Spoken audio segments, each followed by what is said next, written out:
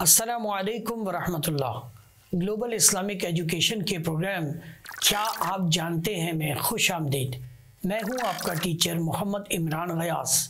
روزے کے متعلق فقہی مسائل کی آج چوتھی کلاس ہے، تو چلیں شروع کرتے ہیں۔ مولایا صلی وسلم دائما ابدا علی حبیبک خیر الخلق کلہم۔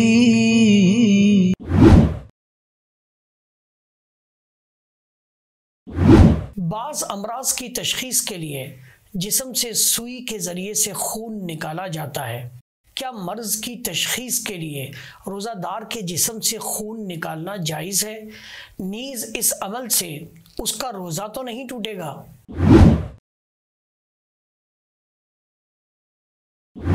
اس قسم کی ضرورت کے لیے روزہ دار کے جسم سے خون نکالنا بلا کراہت جائز ہے اور اس عمل سے روزہ نہیں ٹوٹے گا۔ ہاں، البتہ اتنی مقدار میں خون نکالنا جو کہ کمزوری کا باعث ہو مکروہ ہے۔ اس مسئلے کی نظیر کتب فقہیہ میں سینگی یا حجامہ لگوانے کا مسئلہ ہے۔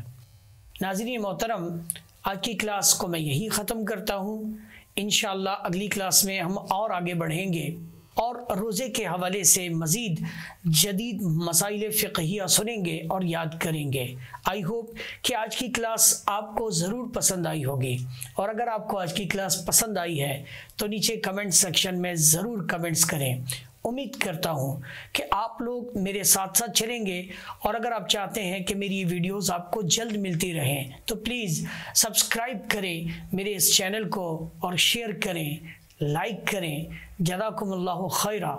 Thank you. مولایا صلی وسلم دائما ابدا علی حبیبک خیر الخلق کل